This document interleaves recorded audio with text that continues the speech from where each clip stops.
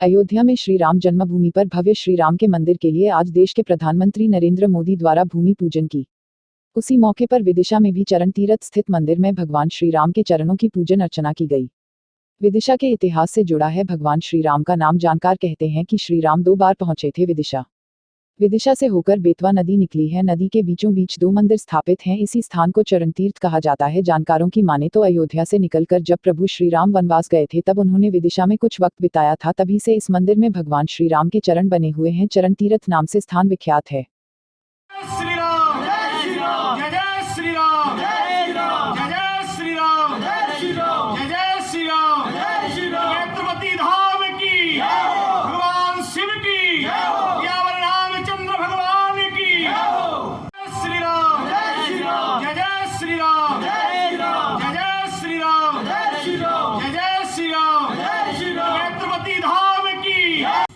मैं मध्य प्रदेश प्रांतीय पुजारी महासभा का अध्यक्ष पंडित संजय पुरोहित हूँ और इस बैत्रवती तट से चरण तीर्थ मंदिर का पुजारी भी हूँ।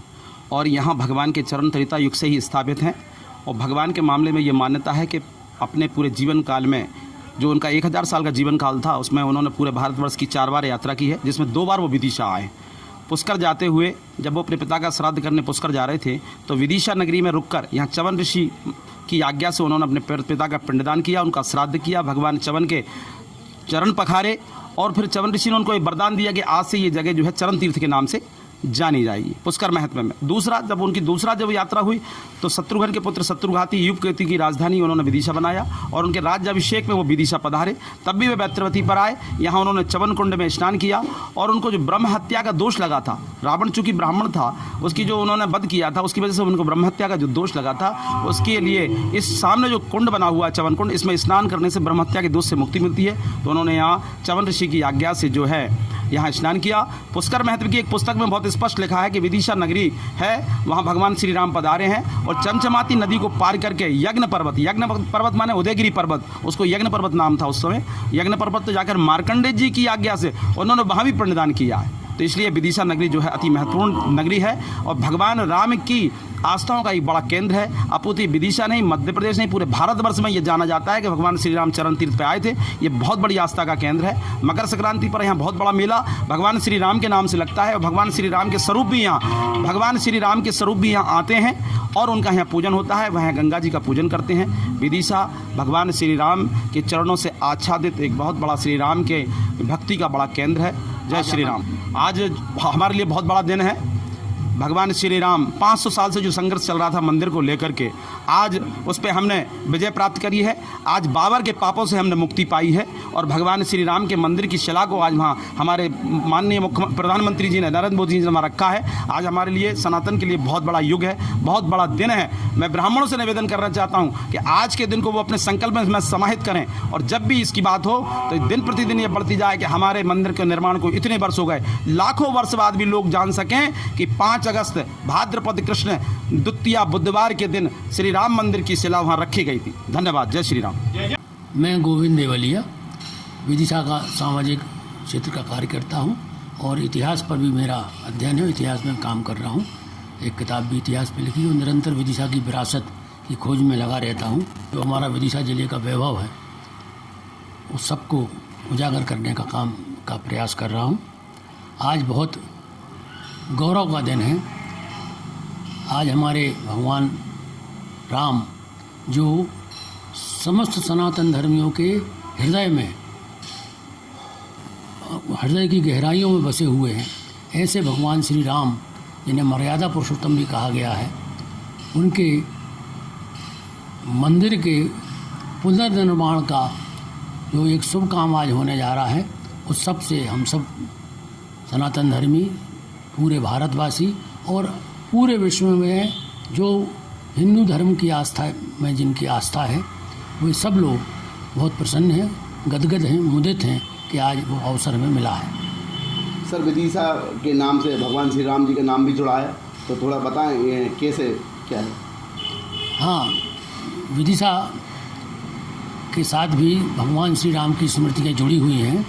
यहाँ चरण तीर्थ नामक जो स्थान है, यहाँ बेतवा का एक कुंड भी है, वहाँ पर बेतवा नदी पर के बीचों बीच चरण तीर्थ स्थान है, वहाँ चरण बने हुए हैं और च्यवन ऋषि का आश्रम वहाँ कहा जाता था कि वहाँ च्यवन ऋषि का आश्रम है।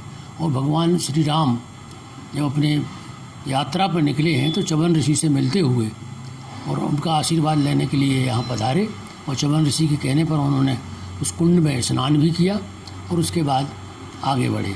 अब यहाँ इतिहासकारों में दो मत हैं। एक मत के हिसाब से तो वो राम वन जाते हुए ही यहाँ से निकले होंगे और तब चरण तीर्थ पर उनके पाँव पद पड़े होंगे। दूसरा जो मत है वो मुझे ज़्यादा ठीक लगता है कि वो राम जब अयोध्या लौट कर आए लंका विजय के बाद, उनका राज्याभिषेक जब हुआ तब उनके ऋषियों ने, मुनियों ने, गुरुजनों ने उनसे कहा कि आप चूँकि दशरथ जी की मृत्यु के समय यहाँ नहीं थे तो आपने पितरों का तर्पण नहीं किया है, तो आपको बड़े पुत्र के नाते पितरों का तर्पण आपके द्वारा किया जाना आवश्यक है। इसलिए जितने तीर्थ हैं हिंदू धर्म में मान्यता प्राप्त तीर्थ, उन सब में जा कर के आप पितरों का तर्पण करें। तो उसी संदर्भ में राम अयोध्या से पुष्कर जी गए होंगे और पुष्कर जी के रास्ते में विदिशा पड़ता है। ऐसा आज भी संभव लगता है कि जब वो अयोध्या से पुष्कर जा रहे होंगे तब विदिशा पड़ा होगा, और यहाँ जब च्यवन ऋषि के आश्रम की जानकारी मिली होगी तब वो यहाँ आए और च्यवन ऋषि से भी मिले होंगे और यहाँ उन्होंने स्नान किए। उसी के स्मृतियों में और मिथक में हमारे ये सब रचा बसा हुआ है कि राम यहाँ से यहाँ आए, यहाँ उन्होंने स्नान किया और आगे गहन वन की ओर चले गए। ये एक पक्ष की मान्यता है। दूसरी मान्यता ये है कि नहीं, वो जब राम वन को गए हैं तब यहीं से होते हुए गए हैं और यहाँ से वो पग्नेश्वर गए, जहाँ नदी बेतवा को उन्होंने पाँव से पैदल पार किया, इसलिए उसको पग्नेश्वर कहा जाता है।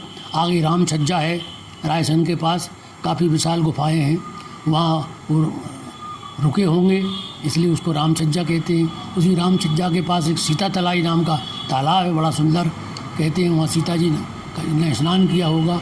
और आगे चलते हैं तो एक राम सिया गाँव है, जो दोनों भगवानों को जोड़ दिया गया है, लगता है राम और सिया दोनों मिल गए हैं, तो ऐसा एक गांव है राम सिया।